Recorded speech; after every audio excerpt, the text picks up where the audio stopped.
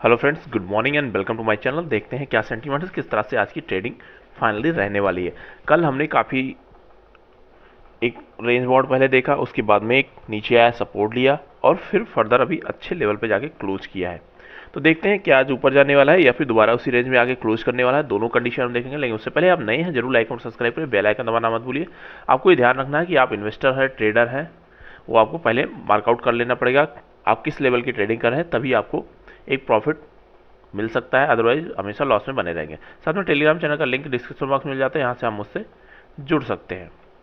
अब हम आ गए हैं फ्रेंड्स चार्ट पे कल जब हम इवनिंग में एनालिसिस कर रहे थे यस्टरडे को, तो उस समय ये रेंज बना रहा था और कंटिन्यू लो लो का पैटर्न था। हमारा लास्ट होप था 70,000, जब ये इसके नीचे यहाँ तक ट्रेड कर रहा था 70,200 के आसपास तक का था। उसके बाद में हमारा जो लास्ट होप था वो 70,000 था कि अगर 70,000 ब्रेक कर देता है तो फिर हमें ज़्यादा प्रॉब्लम होगी। बायर्स को मैंने यहाँ पे बोला था कि 70,000 में थोड़ा सा नीचे स्टॉप लॉस रखेगा। आप कल की वीडियो में देख लीजिए, परसों की वीडियो में देख लीजिए, लगातार आप देखें रेगुलर आपको वीडियो में एक कंडीशन में आपको शेयर करता हुआ आ रहा था। मंडे से कंटिन्यू हम इसको डिस्कस कर रहे थे।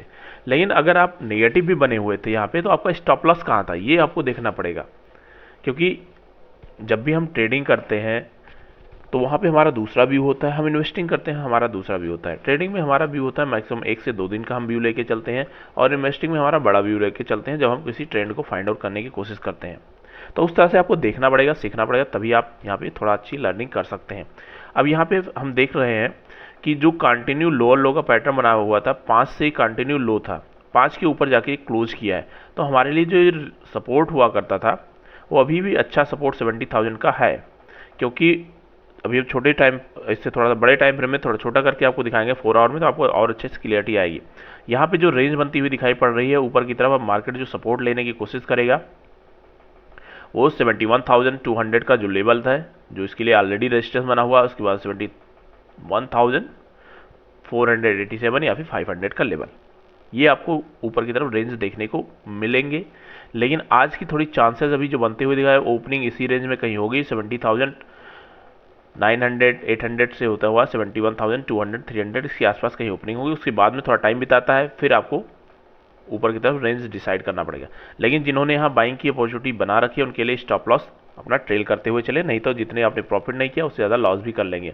अभी भी ऐसे जोन में बना हुआ है कि जहाँ बहुत क्लियर मूव नहीं है, इसने एक रेंज को ब्रेकआउट किया है, ये यहाँ पे एक पॉजिटिव होप है। साथ में इवनिंग में, यस्टरडे इवनिंग एनालिसिस में आपने अगर देखा होगा तो मैंने ये कंडीशन आपके साथ शेयर किया था। तो ये सारी कंडीशन वर्क करती है फ्रेंड्स, आपको बिलीव करना चाहिए। यहाँ पे आप देखेंगे थोड़ा टाइम इसने रोका, फिर यहाँ पे आया, फर्स्ट टाइम आया, तो एक पुल बैक के लिए मैंने आपके लिए ऑलरेडी बोला था, आप वहाँ जाके देख सकते हैं, सीख सकते हैं।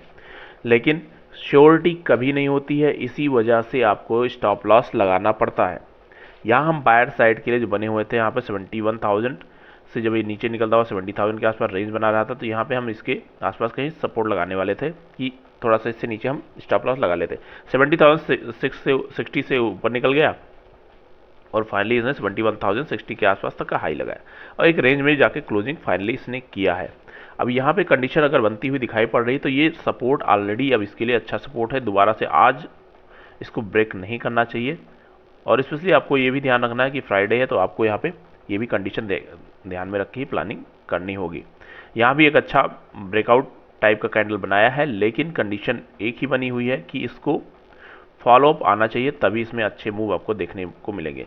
कल का हाई जो इसने बनाया हुआ है वो लगभग 71,050 के आसपास तक का है, तो इसको क्रॉस करना चाहिए और फाइनली इसको 70,000 का जो ये रेंज बना रखा था 70,600 700 का, इसके नीचे इसको नहीं आना चाहिए। ऊपर की तरफ अभी इसको 200 पॉइंट पे रेजिस्टेंस फेस करने को मिलेगा। डेली टाइम फ्रेम में अगर आप देखने की कोशिश करते हैं तो यहाँ भी इसको अच्छा ब्रेकआउट कैंडल बना हुआ है। आप इसका हाई देख सकते हैं जो ऑलरेडी कैंडल बनी हुई थी उसके आसपास आया, और इसने ऑर्डर यहाँ पे जो भी कुछ लोग बाइंग अपॉर्चुनिटी करके बैठे हुए थे, क्योंकि जब भी ऐसी कैंडल बनती है उसने ज़बरदस्त मूव, अगर यहाँ से 7,000 पॉइंट का मूव दिया है तो कहीं ना कहीं यहाँ इसके पास पोटेंशियल है कि यहाँ आएगी तो 1,000-2,000 पॉइंट का मूव दे सकती है। तो यहाँ इसने 1,000 पॉइंट का मूव दिया, अगर फॉलो अप आता है तो 1 से 2 दिन में हो सकता है एक अच्छा मूव और देखने को मिले।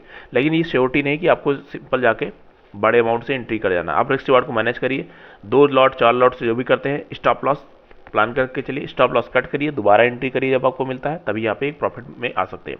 अब साथ में ओवरऑल कंडीशन की अगर हम बात कर लेते हैं कि क्या भी चलती हुई दिखाई पड़ रही है, तो यहाँ अगर आप देख रहे हैं कि डॉलर इंडेक्स थोड़ा सा साइडवेज चलता हुआ दिखाई पड़ रहा है, सिल्वर में थोड़ा साइडवेज टू पॉजिटिव ट्रेंड है। यहाँ भी अगर आप देख रहे हैं तो कॉमेक्स में भी एक अच्छा मूव यहाँ भी देखने को मिल रहा है, सपोर्ट इसने जहाँ से लिया है सिमिलर तरीके से यही सपोर्ट लेता हुआ दिखाई पड़ रहा है। तो आपको कंडीशन वैलिडेट करने के बाद ही एंट्री एग्जिट का प्लान करना होता है। आप 2-3 टाइम फ्रेम में देखिए, साथ में इसका अमेरिकन मार्केट में देखिए क्या सेंटीमेंट बनता हुआ जा रहा है, उसके बाद में एंट्री का प्लान करिए।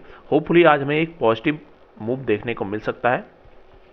देखते हैं क्या फ्रेंड्स क्या करने वाला है, 71,500 600 को टच करता है या फिर एक साइडवेज होकर आज क्लोज करता है। तो फ्राइडे का डे है, ये भी आपको ध्यान रखना है। रिस्क रिवार्ड को मैनेज करने के साथ ही एंट्री एग्जिट का प्लान करना। थैंक यू फ्रेंड्स, मिलते हैं नेक्स्ट वीडियो में। Happy trading and